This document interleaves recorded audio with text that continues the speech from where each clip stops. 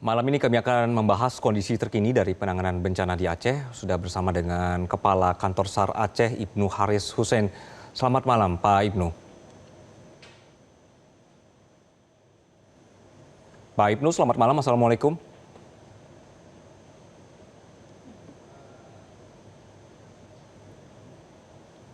Pak Ibnu, selamat malam.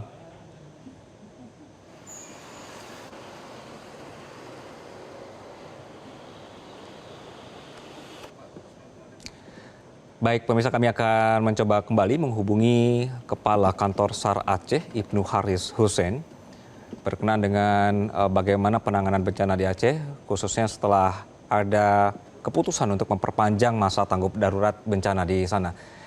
Kami sapa kembali. Pak Ibnu, selamat malam.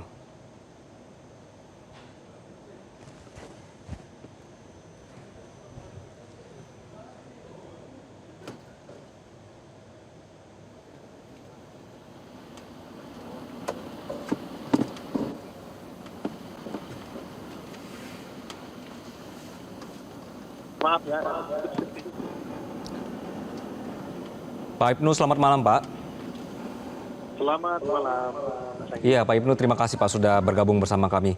Pak Ibnu, jadi untuk saat ini berkenaan dengan sudah ada perubahan atau penambahan ya Pak, berkenaan ini dengan penanganan bencana di Aceh. Apa fokus penanganan SAR setelah kemudian Pemda memperpanjang masa tanggap darurat bencana, Pak?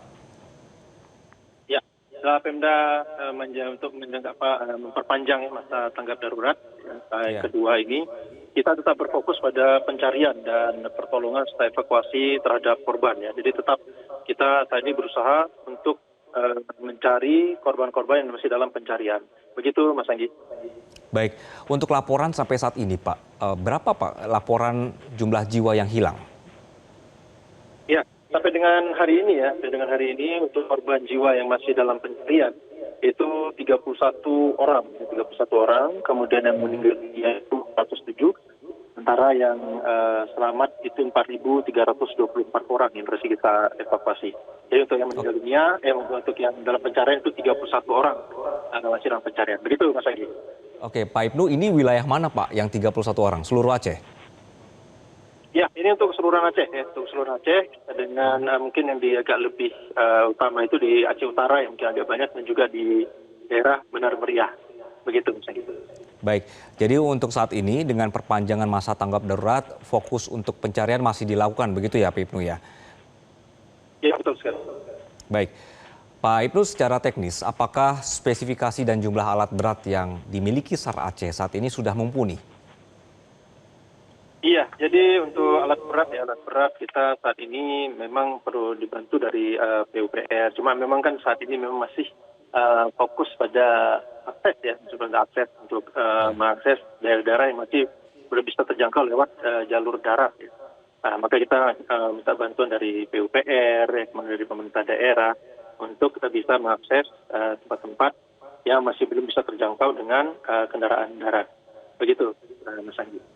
Oke, dalam masa tanggap darurat tambahan ini, daerah mana kemudian menjadi target utama pencarian SAR, Pak? Ya, jadi untuk hari ini sebenarnya kita sudah mulai melaksanakan percepatan ya untuk pelaksanaan proses pencarian ya, pertolongan juga evakuasi. Hari ini kita melaksanakan operasi yang dari pemantauan, kemudian juga penyisiran yang mungkin daerah ini memang agak sedikit lebih parah dibandingkan daerah lain. Nah, kita lakukan tadi pagi melakukan pemantauan juga penyisiran, kemudian juga di daerah Biren kita juga melakukan operasi pencarian terutama di daerah Sangan dan Pedaja. Kemudian kita juga di Nagan Raya itu juga melakukan pencarian dibantu oleh potensi-potensi kita, kemudian juga di Benar Meriah dan Aceh Tengah. Begitu. Iya, Pak Ibnu tadi menyampaikan bahwa sudah meminta bantuan dari PUPR dan instansi terkait berkenaan dengan kelanjutan untuk operasi SAR, begitu. Pak Ibnu, apakah ini sudah direspons dan kemudian bagaimana di lapangan? Apakah sudah ada tambahan personil dan bantuan? Ya, untuk personil bantuan kita sudah banyak ya tambahan dari relawan-relawan ya. Relawan-relawan itu sudah banyak membantu kita dari TNI Polri, kemudian juga dari Satgas SAR, kemudian juga dari potensi-potensi SAR yang lain, relawan-relawan itu sudah banyak sekali untuk membantu kita di lapangan. Begitu, Mas Anggi. Oke, Apa yang saat ini sangat dibutuhkan oleh tim SAR, Pak? Iya, jadi untuk saat ini kita mungkin seperti saya sampaikan tadi, mungkin kita perlu akses ya alat berat ya, karena memang ada beberapa daerah itu yang masih belum bisa kita capai lewat jalur darat, ya. Jadi bisa lewat udara maupun lewat laut. Jadi ada akses seperti di daerah Udara Meriah Aceh Tengah itu masih belum bisa kita akses. Namun saat ini memang PUPR sedang masih ya bekerja untuk melaksanakan membuka akses di daerah tengah tersebut, begitu. Mas Adi. Oke. Pak Ibnu, apakah hal ini kemudian beberapa catatan kekurangan alat berat misalnya ini akan disampaikan ke Presiden, Pak, saat besok akan ada rencana ke sana Presidennya?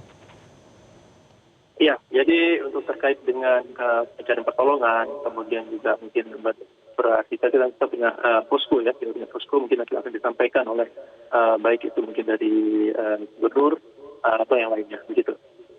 Oke, baik. Pak Ibnu, dengan perubahan kondisi daerah terdampak yang rata-rata sekarang tanahnya sudah mulai mengering, namun di sisi lain juga ada daerah-daerah yang masih dilanda hujan lebat. Bagaimana kemudian proses SAR yang dilakukan, Pak? Ya, kita tetap ya, kita punya sesuai dengan prosedur kita, prosedur pencarian dan pertolongan. Kemudian kita buat SOP-nya, kemudian kita juga buat perencanaan untuk melaksanakan operasi pencarian pertolongan maupun evakuasi sesuai dengan medan yang kita hadapi, begitu. Oke, harapan kami semoga semua dilancarkan ya Pak proses SAR-nya dan juga tetap teman-teman yang di lapangan juga tetap sehat untuk membantu warga yang terdampak di sana. Kepala Kantor SAR Aceh Ibnu Haris Hussein, terima kasih Pak. Selamat malam. Dapatkan informasi, download Metro TV Extend sekarang.